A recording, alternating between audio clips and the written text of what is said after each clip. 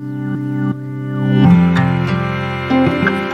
back to the Daily Poem here on the Close Reads Podcast Network. I'm David Kern. Today's poem, as with every poem this week, is going to be by Percy Shelley.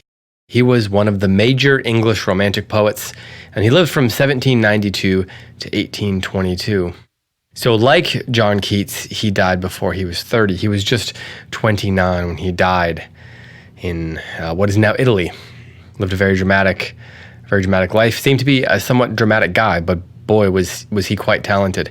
You probably know him for poems like Ozymandias, To a Skylark, and several others. And the poem that I'm going to be reading today and then this whole week is called Ode to the West Wind. It's a 5-part poem, and each of the 5 parts has 4 stanzas with the same structure and the same form. So I thought this seemed like a good time of year to go ahead and spend some real time on this poem, stretch it out a little bit. So instead of reading the whole thing, all 45 lines or something, and not really getting to comment on it and then moving on, I'm going to read each of those 14 lines, and then I'll read that first section of the poem again, and we'll treat it almost like it's its own poem, is what I'm trying to say. So here is part 1 of Shelley's Ode to the West Wind. O wild west wind, thou breath of autumn's being, thou from whose unseen presence the leaves dead are driven like ghosts from an enchanter fleeing. Yellow and black and pale and hectic red, pestilence-stricken multitudes. O thou who chariotest to their dark wintry bed the winged seeds, where they lie cold and low, each like a corpse within its grave, until thine azure sister of the spring shall blow her clarion o'er the dreaming earth, and fill driving sweet buds like flocks to feed in air, with living hues and odors plain and hill. Wild spirit, which art moving everywhere, destroyer and preserver, hear, oh hear. So for today's comments on the podcast, I want to share a bit of writing with you from a book that I've mentioned several times. It's called The Making of a Poem, a Norton Anthology of Poetic Forms. It's by Mark Strand and Avon Boland. And they divide the book up into various kinds of poetry, various forms. And they have a section on the ode. And for today's comments, I wanted to share their comments, kind of defining and explaining what an ode is, because Ode to the West Wind is, as its title implies, an ode. And it goes like this. This is what they have to say. From its origins in classical antiquity, the ode was a solemn, heroic, and elevated form. It elevated the person, the object, the occasion. In ancient times, in the Pindaric ode, athletes were praised, statesmen were applauded. Therefore, the early examples of the ode are full of flatteries, exaggerations, and claims for the excellence and high standing of the subject. The ode might have remained a static and historic form, but the Romantic movement galvanized it. Suddenly, these poets, struggling with their new and volatile arrangements of the inner and outer world, discovered themselves in this form.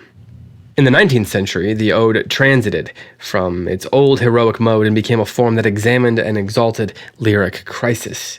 In this form, Keats celebrated the nightingale, the Grecian urn, and the darkening weather of autumn.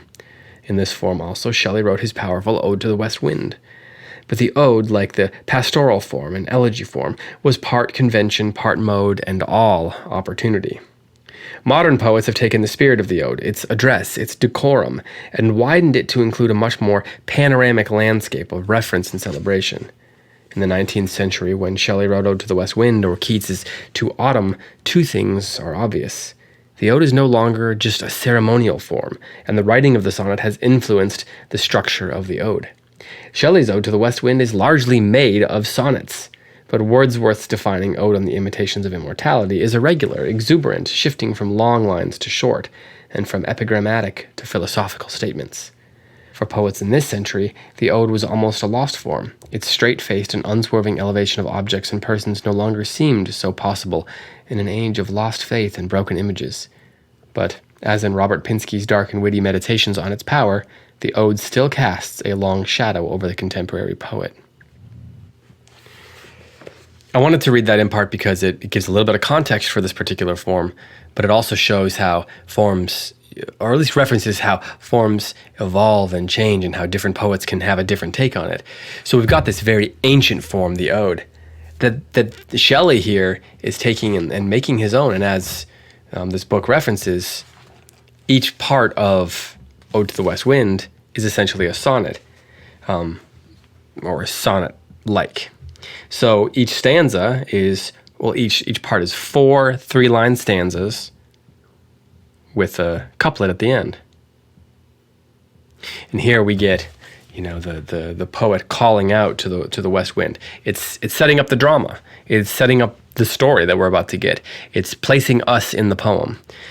And the thing that's so interesting about it is the west wind is something we all know. Like, there's a universal understanding of the power of the west wind. We all know what it feels like. We've seen it coming, as much as you can see the wind. The west wind has a relationship with people, not just with the poets, but with the people who are reading the poet. And so there's this very melancholy, dark, autumnal, good thing to read or memorize in October leading up to Halloween. So that's what we're getting here. We're getting the story sort of set up. And the things that we're going to read over the next 4 days are going to capitalize on that setup, just like any great story does. So one more time, here is part 1 of Shelley's Ode to the West Wind. O wild west wind, thou breath of autumn's being, thou from whose unseen presence the leaves dead are driven like ghosts from an enchanter fleeing, yellow and black and pale and hectic red, pestilence-stricken multitudes.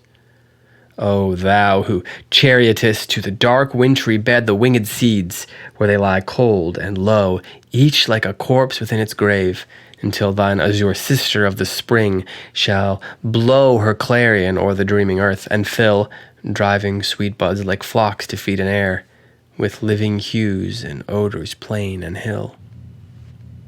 Wild spirit, which art moving everywhere, destroyer and preserver, hear, oh hear. This has been the Daily Poem. We'll be back tomorrow with another poem for you.